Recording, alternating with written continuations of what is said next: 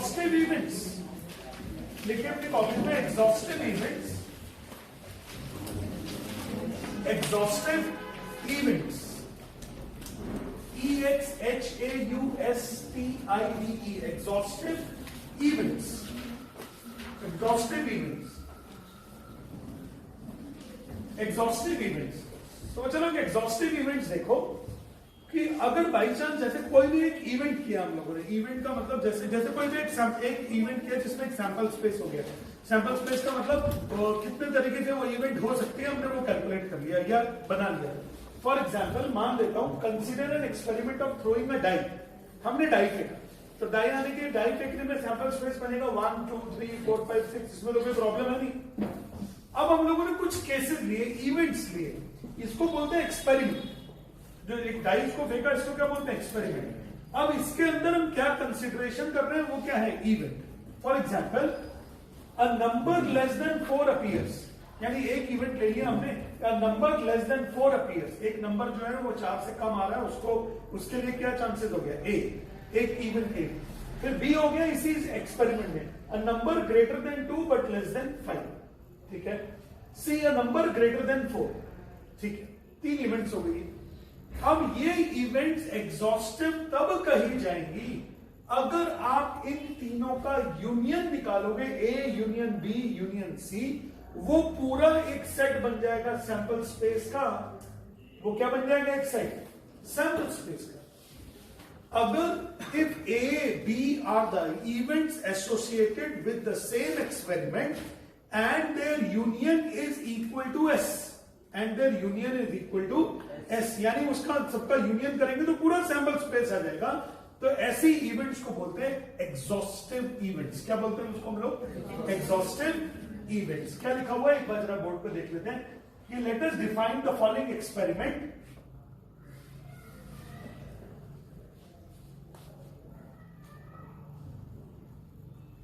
ये देखिए, consider an experiment of throwing a die. We have S 1 2 3 4 5 6. Let us define the following events. Experiment के अंदर जो छोटी छोटी चीजें हम कंसिडरेशन में लेते हैं उनको क्या बोलते हैं हम लोग, इवेंट्स। तो A is a number less than 4, B is a number greater than 2 but less than 5, C is a number greater than 4, done. तो A का हो गया लेस देन 4 के लिए जो इवेंट बनेगी वो 1 2 3, 2 से ज्यादा और 5 से कम तो 3 4, और ये 5 6, इन तीनों का यूनियन क्या तो कितना आ गया, S।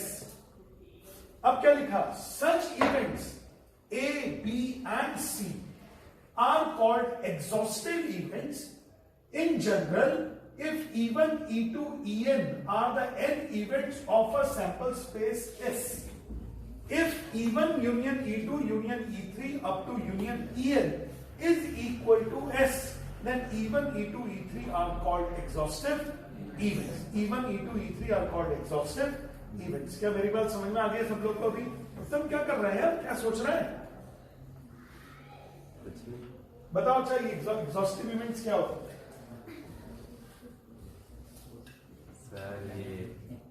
सर ये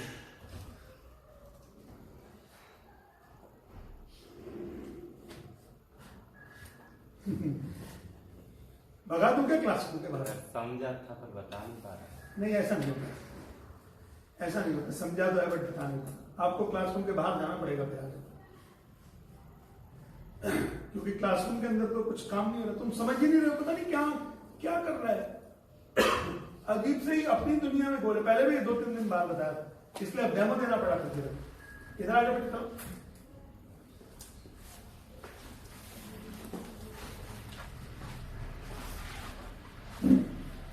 बस।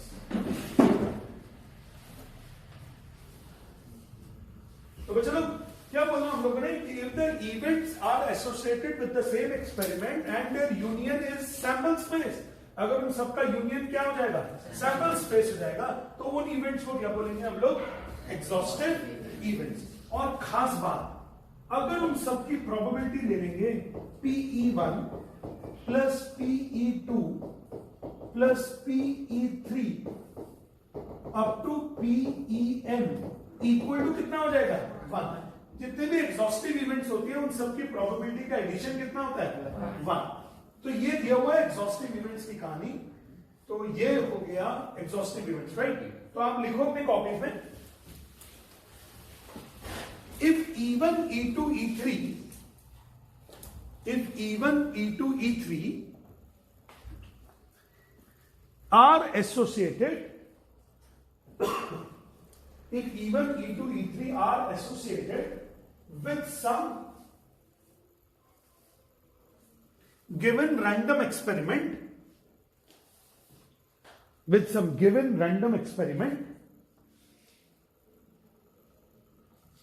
such that E1 union E2 union E3, such that E1 union E2 union E3 is equal to S,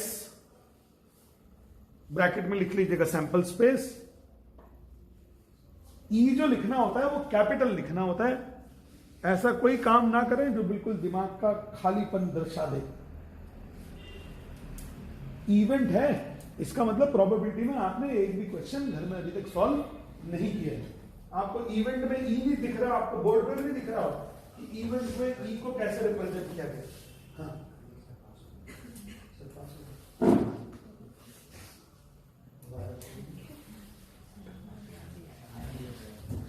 पास हो गुड। तो फिर तो बच्चे लोग E1 union E2 union E3, अगर इन सबका यूनियन अगर सैंपल स्पेस होगा तो लिखिएगा then E1 E2 E3 are called, E1 E2 E3 are called exhaustive events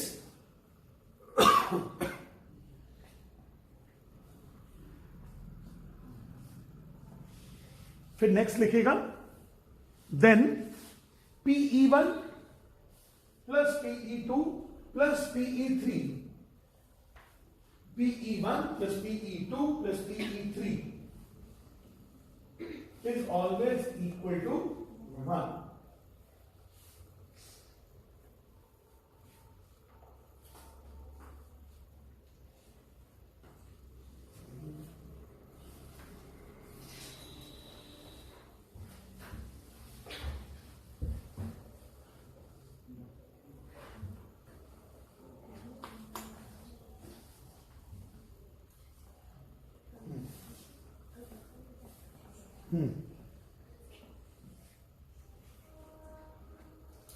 देखो ये लिखा हुआ PE1 PE2 PE3 PEN, तो PE1 में हमेशा ब्रैकेट लगेगा।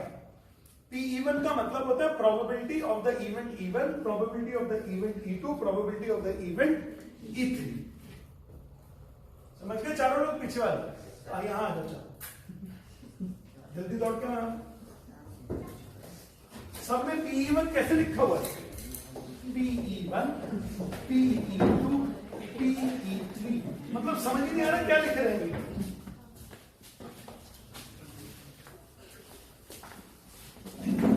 अगर तुम्हारी वजह से लड़कियों को नहीं लिखा तो खैर नहीं है, नीचे हो के बैठना। हाँ, समझ गए? नहीं तो छोटा कर देंगे फिर।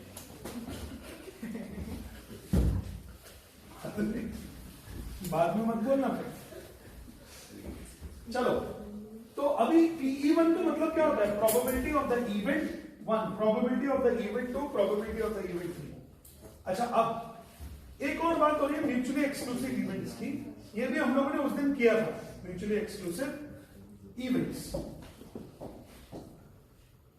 कि अगर दो इवेंट्स का एक साथ ना परफॉर्म हो रही हो, ये देखो, इफ EI और EJ दो इवेंट है, E1 E2 की जगह EI और EJ, उन दोनों का इंटरसेक्शन कितना है? 5। तो अगर दोनों का इंटरसेक्शन 5 है तो बोलते हैं EI and EJ are pairwise disjoint. Disjoint का मतलब होता था, आपको याद होगा, ऐसे बनाते थे डिसजॉइंट का वेन डायग्राम, उनमें कुछ भी कॉमन नहीं होता। तो डिसजॉइंट का मतलब उनमें दोनों कॉमन कुछ नहीं है। And union of EI is S, यानी अगर E1 और E2 का इंटरसेक्शन तो हो 5, लेकिन E1 यूनियन E2 हो S, तो इसका मतलब उनको बोलेंगे mutually exclusive and exhaustive events. देखो 3 टाइप की इवेंट्स होंगी। Number one exhaustive. एग्जॉस्टिव में E1 union E2 union E3 क्या होना चाहिए? S होना चाहिए और probability of E1 plus probability of E2 plus probability of E3 कितना होना चाहिए? 1। फिर होता है exclusive event, mutually exclusive events. ये इसमें वर्ड लगता है म्यूचुअल। म्यूचुअली एक्सक्लूसिव इवेंट्स में E1 इंटरसेक्शन E2 कितना होता है? 5। E1 intersection E2 is 5. Probability of their simultaneous occurrence is 0. लेकिन अब एक होती है म्यूचुअली एग्जॉस्टिव या exclusive and exhaustive. Mutually exclusive and exhaustive. तो इस वाली कंडीशन में दोनों चीजें होंगी। पहली बात तो E1 यूनियन E2 कितना हो जाएगा? S और PE1 plus PE2 is equal to 1 और E1 intersection E2 is what?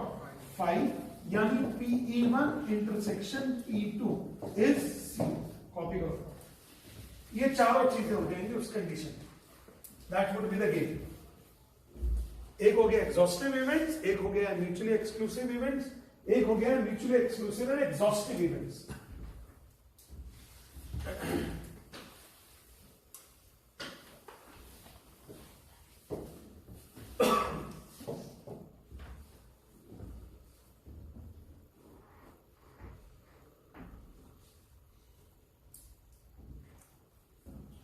Board का यूज कीजिए देखने के लिए और मेरी आवाज सुनने के लिए। अपने कानों का यूज कीजिए। राज खा के डले क्लासरूम में इधर उधर होने बस, उससे कोई फायदा नहीं है। PE1 भी लिख पा रहे तो तुमने कैसा लिखना है PE1? एक बाबूजी वो लिख रहे हैं स्मॉल E1 स्मॉल E2। गजब, भांग खा के डले बिल्कुल।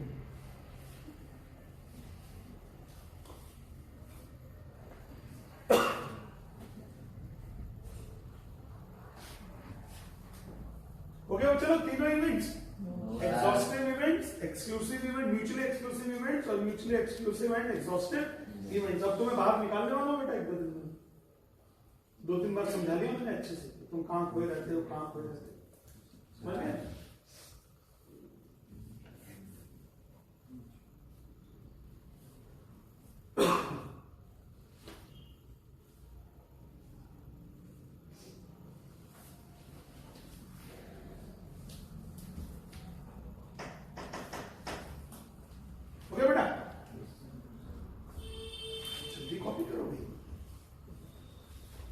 नंबर डाल दूं कैसे? एक इवेंट, 2 इवेंट, 3 इवेंट। कहीं ऐसा ना कल को ये बहेरिया वाले पूछें सर वो आपने एक इवेंट बताई थी ना जिसमें 2 ऊपर लिख देते, काले रंग से नीचे लिख देते। इससे मैंने लिख दिया कि भैया 3 इवेंट्स हैं, 3 डिफरेंट टाइप की इवेंट्स हैं। These are the 3 different types of events.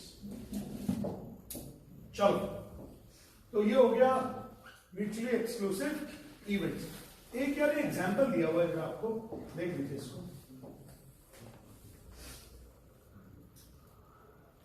Results मत देखिए, मैं इनका आंसर मत देखिए, सबसे पहले क्वेश्चन देखो। क्या क्वेश्चन है देखो। 2 dices are thrown and sum of the 2 numbers when come up on the dice is noted. Let us consider the following experiment. तो ये हो गया sum is even, sum is multiple of 3, sum is less than 4, sum is greater than 11. तो A आ गया, B आ गया, C आ गया। अब we find that A intersection B is this, A और B में कुछ भी कॉमन आ रहा है, तो A और B क्या होगी? Not mutually exclusive events. But उन्होंने बोला similarly A intersection C, A intersection D, B intersection C, B intersection D, इनमें से कोई भी 5 नहीं हुआ, तो ये सारी इवेंट्स क्या हैं? नॉट म्यूचुअली एक्सक्लूसिव हैं। लेकिन C इंटरसेक्शन D, देखो C ये रहा और D ये रहा, इन दोनों में कुछ भी कॉमन वो नहीं है, पेयर कॉमन नहीं है, तो इसका मतलब इनका इंटरसेक्शन 5 है इसका मतलब ये वाली जो इवेंट्स हैं इसको क्या बोलेंगे? Mutually exclusive events. वो इवेंट्स जो एक ही सैंपल स्पेस से एसोसिएटेड है और उनका इंटरसेक्शन 5 हो तो उसको बोलते हैं हम लोग mutually exclusive event. They must be associated with the same experiment, ये ध्यान रखना। चलो तो अब हम लोग कर रहे थे कुछ एक एक्सरसाइज, कौन सी कर रहे थे? 16.3 कर रहे थे क्या हम लोग? कितने क्वेश्चंस हो गए थे? बस कल सेट वाला कॉन्सेप्ट बता दिया क्या मैंने आपको?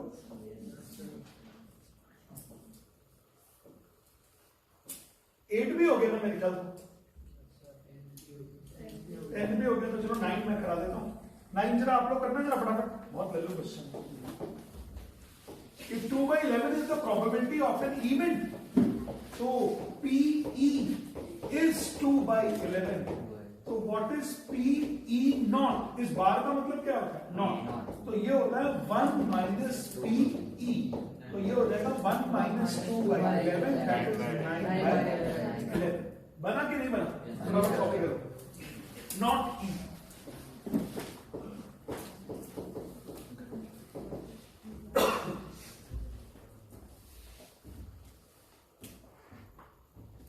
बहुत ही लल्लू क्वेश्चन है।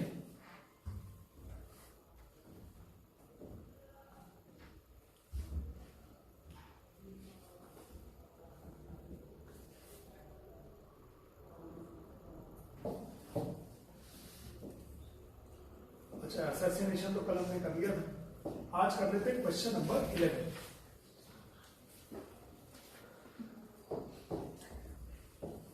In a lottery, a person chooses 6 different natural numbers random from 1 to 20.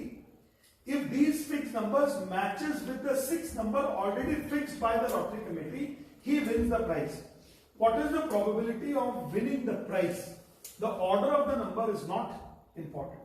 देखो, a person chooses 6 different natural numbers at random. तो इसका मतलब क्या? डिनोमिनेटर तो 20 से 6 हो जाएगा, 20 से 6। अब ऊपर वही नंबर चुनने हैं जो नंबर ऑलरेडी लॉटरी वालों ने फिक्स किया हुआ। जो लॉटरी वालों ने, फिर मान लेता हूं लॉटरी वालों ने फिक्स किया हुआ 6, 5, 3, 2, 2, 4, 1 सब कुछ। तो इसका मतलब अब आपको यही नंबर चुनना है। तो एक नंबर चुनने के कितने तरीके हैं? एक नंबर चुनने के कितने तरीके हैं? एक। तो आंसर हो जाना चाहिए 1/20C6। बट मैं चाहता हूं इसका आंसर एक बार आप चेक करो कितना है। एनसीईआरटी में चेक करो जल्दी से। क्वेश्चन नंबर 11, क्योंकि अगर आंसर चेंज हुआ तो फिर मुझे डिफरेंट कॉन्सेप्ट लगाना पड़ेगा।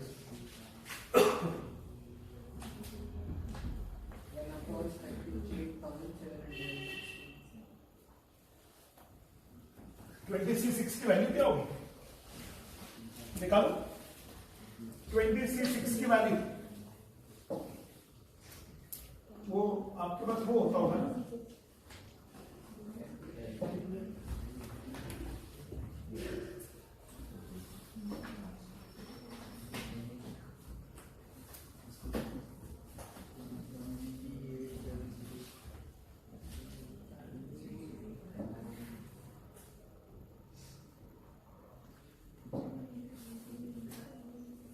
एक बार निकाल लेते अपने पास में।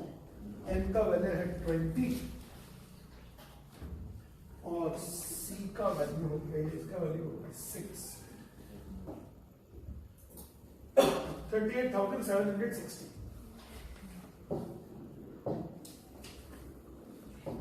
1/3876। समझ गए? So in how many ways you can take out the number which has been given by the, which has been fixed by the lottery committee? Only one. कितने तरीके से आप वो नंबर निकाल सकते हो जो नंबर लॉटरी कमेटी ने फिक्स कर रखा है? सर वो एक ही तरीका निकालने, कोई और तरीका ही नहीं।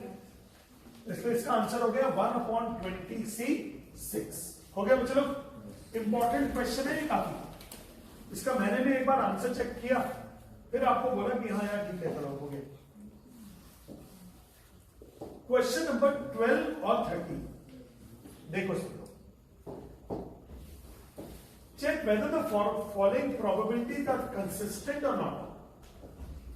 देखो PA is 0.5, PA is 1, कहाँ यार ये कैसे पॉसिबल है यार?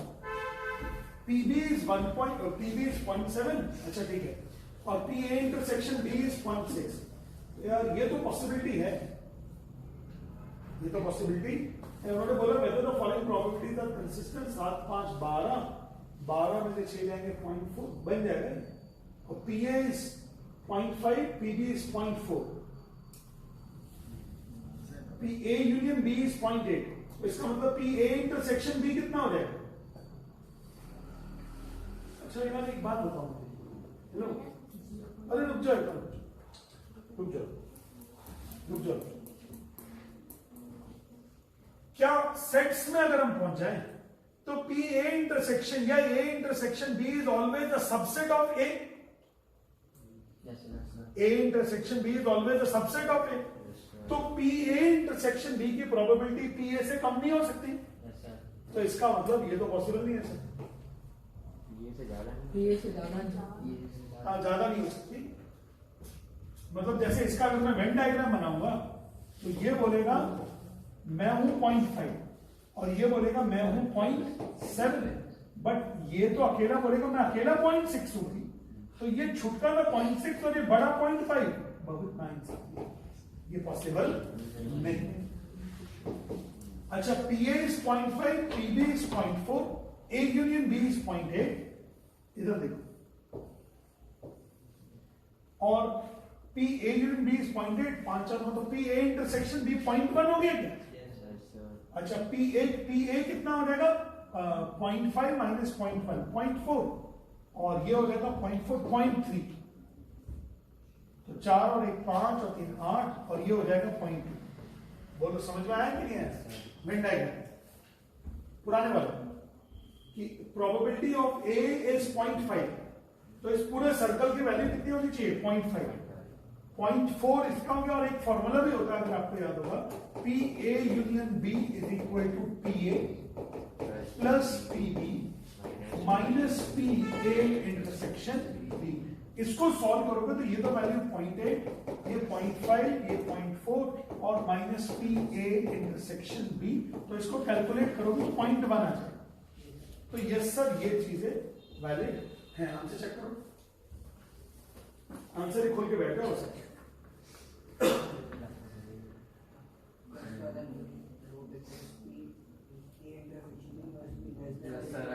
ठीक है, तो सेकंड वाला होगा, ओके। 13 देखो, PA PB PA इंटरसेक्शन, इसको कर लोगे अपने आप, मुझे करना है। PA plus PB minus PA intersection B is PA union B, तो 1/3 प्लस 1/5 माइनस 1/15 निकाल देना, कितना होगा वैल्यू? 5 3 15, 5 और 3 8 8, 8/15 माइनस 1/15, 7/15, शायद चेक करो आंसर। अच्छा ये हो जाएगा PA plus PB minus this, तो 0.35 माइनस 0.25, 0.1 प्लस x, ये देखना है 0.5 हो गया क्या? This plus this minus this is equal to this होना चाहिए 0.5। अब 0.5 और 0.35 0.85, और यह आना चाहिए 0.7, तो 0.15 माइनस करना पड़ेगा 0.15। समझ में आ रहा है फॉर्मूला कौन सा लगा रहा हूं? PA plus PB minus PA intersection B is equal to PA union B। कल कराया था नहीं वाला फॉर्मूला, हो गया ना सर? 12 और 13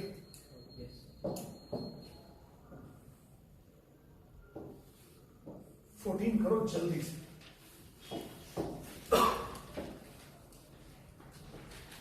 PA is this, PB is this, find PA और B। PA और B क्या होता है? PA union B। If A and B are mutually exclusive events, okay, तो PA plus PB minus PA intersection B, क्या इसकी value 0 पता लग गई क्या? अब ये हो जाएगा 3/5 plus 1/5, what it could be? 4/5। PA union B is 4/5, हो गया? नहीं रखो दिमाग से। पी ए इंटू डी का वैल्यू 4/5 समझ में आ गया होगा। चलते जाओ मैं आगे।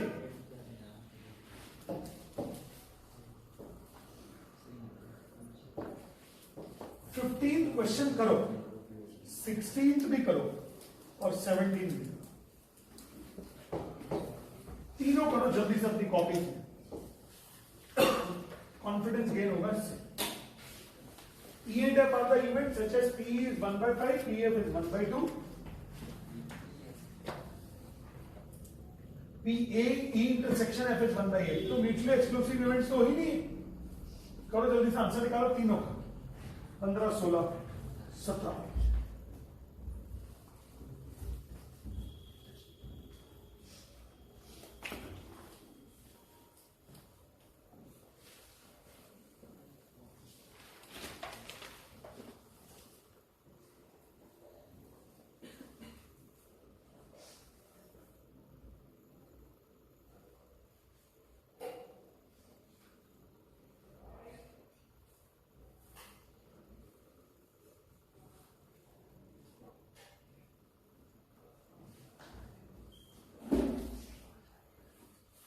बहुत इजी क्वेश्चंस हैं।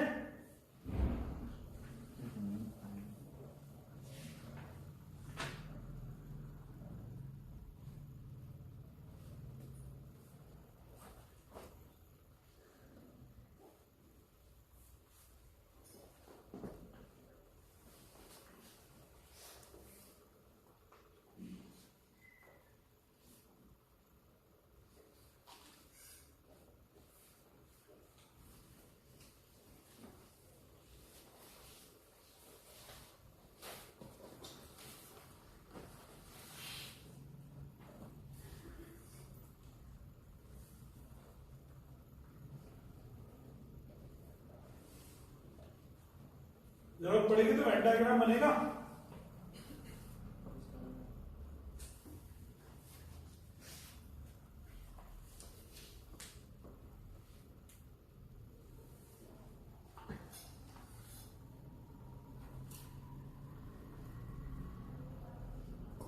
यू नो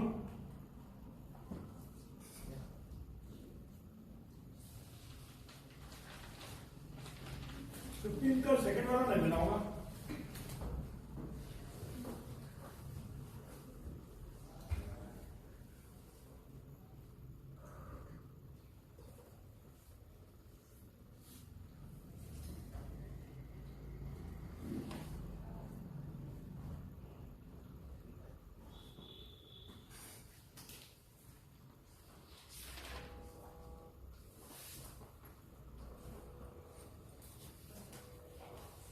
चुना भी है।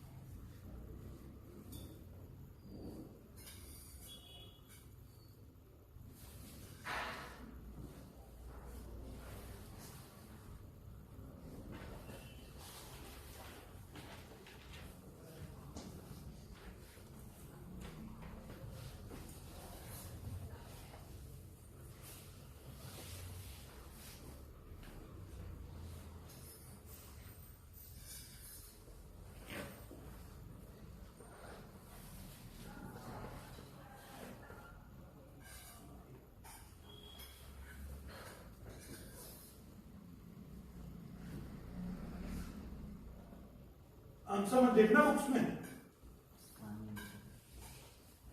आंसर अगर पहले दिख जाए ना फिर सबका सही आ जाता है आंसर। जैसे तैसे ढूंढ डाल।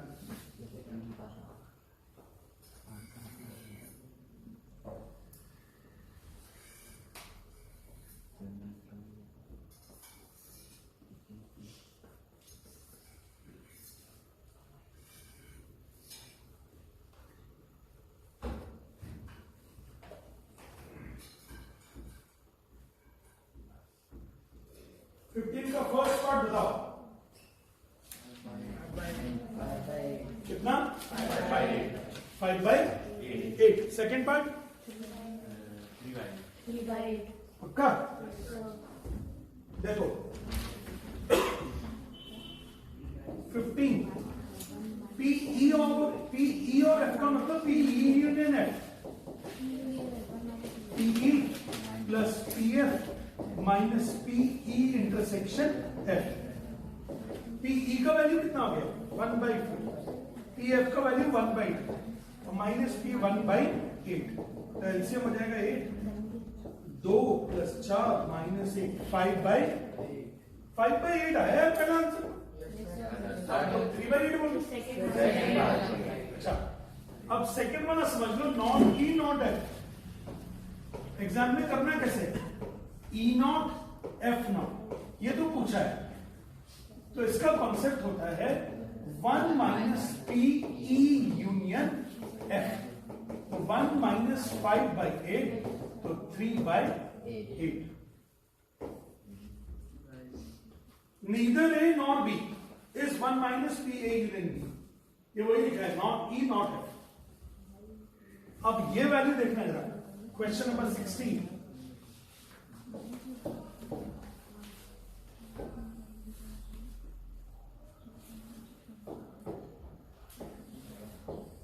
Question number 16. E and F are so that P, तो ये लिया हुआ PE naught F naught is equal to 0.25, तो 1 - PE union F, तो 0.75 is PE union F, तो PE union F की वैल्यू कितनी होगी 0.75। Okay, state whether E and F are mutually exclusive or not. State whether E and F are mutually exclusive or not.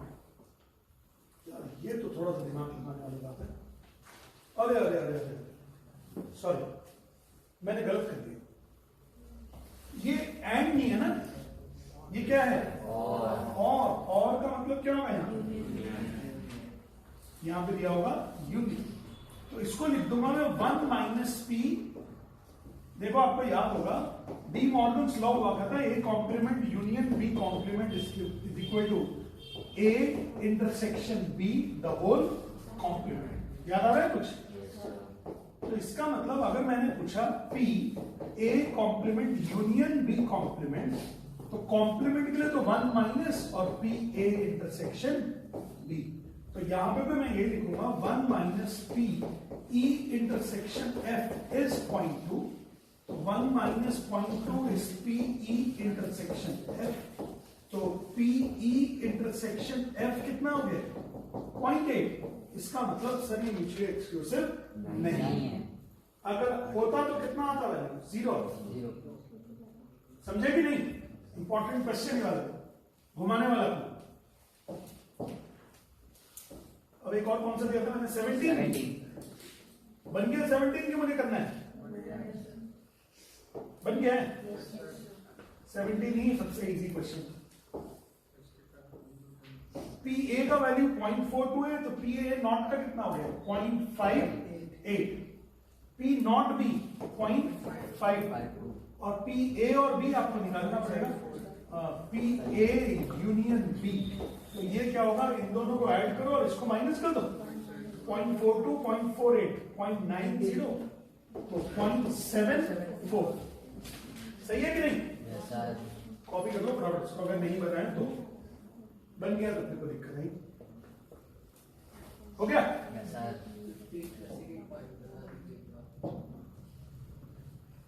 ये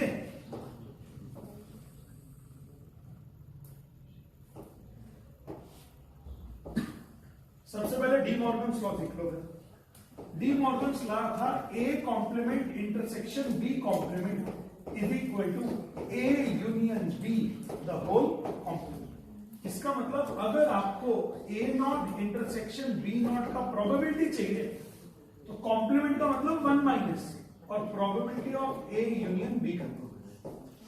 तो ऐसे ही अगर आपको सेकंड पार्ट में probability of E not and F not चाहिए, तो 1 minus probability of E union F, तो ये हो जाएगा 1 minus probability of E union F निकाला होगा ना आपने, कितना है 5/8 है, 3/। अगर आप वेन डायग्राम में जाओगे तो ये पोर्शन है ना ई यूनियन एफ का, ई मतलब P E not intersection F, ये है P E not intersection F. ये वो जगह जहां पे ना ई हो रही है और ना एफ हो रही है, ये वो पोर्शन है। तो आपने टोटल में से ए यूनियन बी को आपने माइनस कर दिया या ए यूनियन एफ को आपने माइनस कर दिया। कहां तक हो गए हमारे 17 18 क्वेश्चन लेंथी लग रहा है लेकिन होगा इजी पक्का, देख लेते हैं। In class 11th of the student 40% studies maths, तो इसका मतलब probability of the student studying maths is 40%। 30% study biology, कि वो बायो पढ़ने वाले हैं, उसकी प्रोबेबिलिटी है 30%। 10% study both maths and bio. समझ गए? पूछा क्या है, if the student is selected random from the class, what is the probability that he will be studying maths or bio? तो आपने पूछा है मैथ्स यूनियन बायो का वैल्यू, और का मतलब क्या होता है यूनियन। तो 40 30 कर दोगे कि मैं करूं? पीएम और PB minus P M intersection B. तो पीएम की वैल्यू होगी 40/100 प्लस 30/100 माइनस 10/100, 40 3 70 60/100। कि वो मैथ्स पढ़ रहा होगा या बायोलॉजी, जो भी कुछ होगा। कर दूं क्या 3/5? कॉपी तो नहीं करना इसको, खुद भी कर लेते आप लोग। तो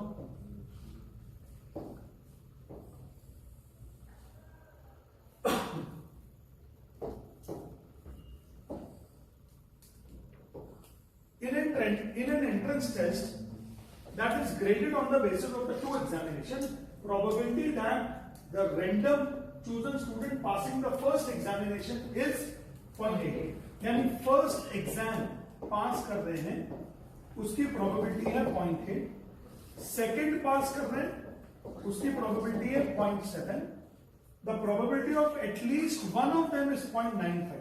तो इसका मतलब प्रोबेबिलिटी ऑफ एटलीस्ट वन का मतलब होता है P1 यूनियन P2।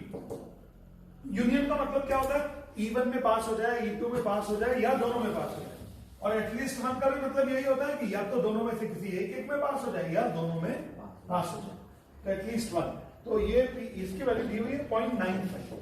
आपको चाहिए क्या, PE1 union E2 is equal to PE1 plus PE2 minus PE1 intersection E2।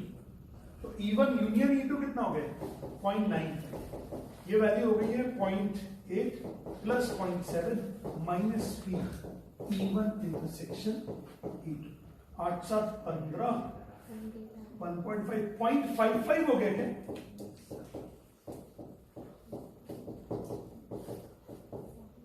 सही है कि नहीं?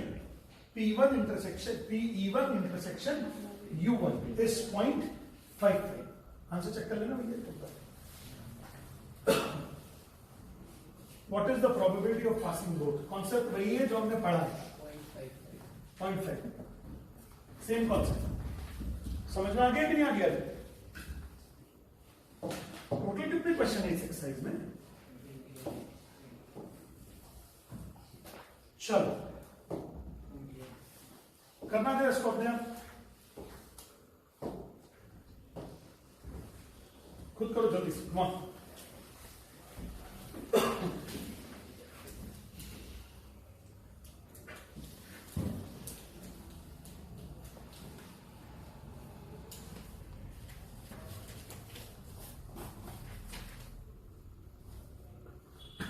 कल हमारी फिजिक्स की क्लास है 7 to 8 में।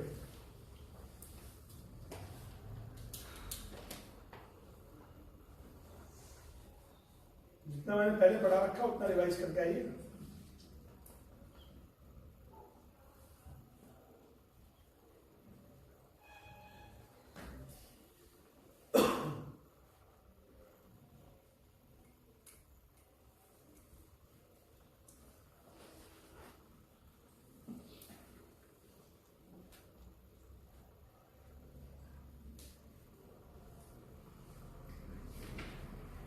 मिल गई?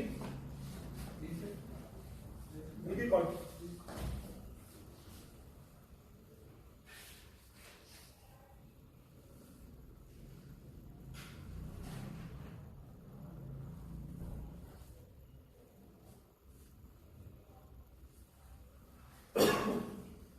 हो गई? एसी के पीछे ये वाली कॉल है? हाँ नहीं, जी हाँ ये तो डबल चैनल वाली है। अच्छा ये आ रही है, हाँ। तो इसको निकाल दो एक बार और इसको चेक करानी पड़ेगी ना, पिछली बार नहीं चल रही थी एक बार। इसी में चेक कर लें सुबह से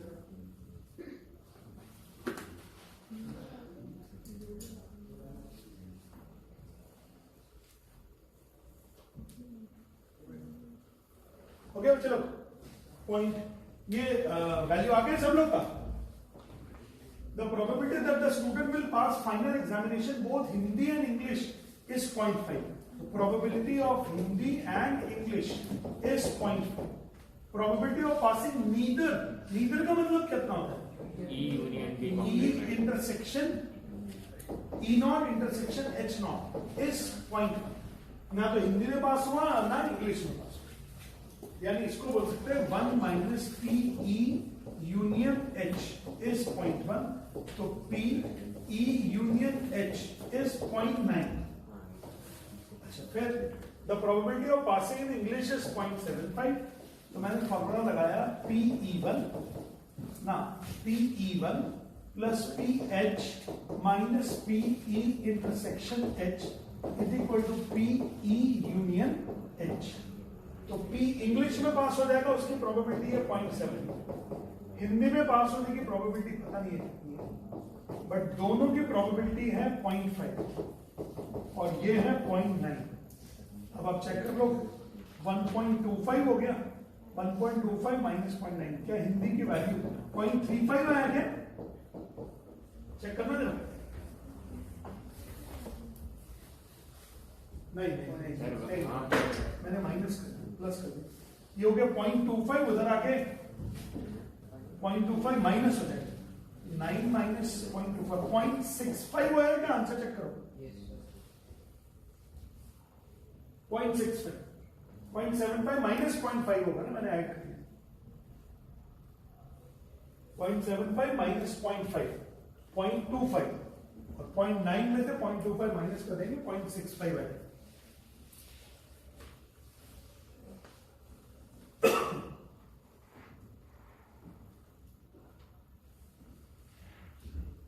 हो गया? 0.65.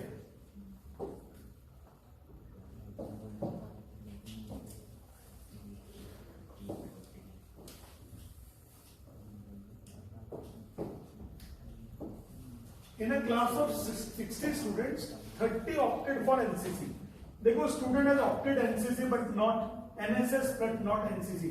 इसका मतलब मुझे लग रहा है इसका मुझे एक वेन डायग्राम बना लेना चाहिए. वेन डायग्राम से काफी कुछ फायदा होता है.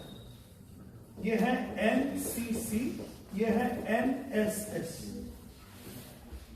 अब उन्होंने बोला 30 opted for NCC, 32 opted for NSS, 24 opted for both. तो ये तो वैल्यू होगी 24. अब 30 opted for NCC, NCC के लिए 30 है, तो 30 में से 24 गए, यहां कितने बचे? 6. एंड 32 opted for NSS, ये 32 है कॉलम, ये कितना हो गया? 8. ओके, ये वन ऑफ दीज स्टूडेंट, अच्छा इन क्लास ऑफ 60 स्टूडेंट्स, तो 24 और 30 और 38, तो क्या यहां पे क्या 22 बच्चे बचेंगे? चेक करना चाहते हैं. Yes, sir. 24 और 8 32 38 38 22 स्टूडेंट बाहर बच गए. Yes, sir. अब उन्होंने पूछा स्टूडेंट ऑप्टेड फॉर एनसीसी और एनएसएस, तो इन तीनों का एडिशन ये हो गया 38/60. 38/60. The student has opted neither NSS nor NCC, तो क्या 22/60. And the student opted for NSS but not NCC. NSS में तो है बट एनसीसी में नहीं है, कितना आंसर होगा इसका 8/60। चेक करना आंसर तीनों की। यानी ये क्वेश्चन हमने किस पे बेस्ड कर लिया, सेट के ऊपर। This is the question based on theory of sets. तो इस तरह से आज हमारी 16.3 पूरी खत्म हो गई। 16.3 पूरी खत्म। अब इसके बाद है फिर मिसलेनियस एक्सरसाइज। मिसलेनियस एक्सरसाइज में कितने क्वेश्चंस हैं?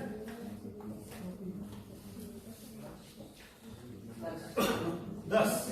ठीक है, कोई नहीं। अब ये मंडे कर लेंगे अपन लोग, will do it on Monday.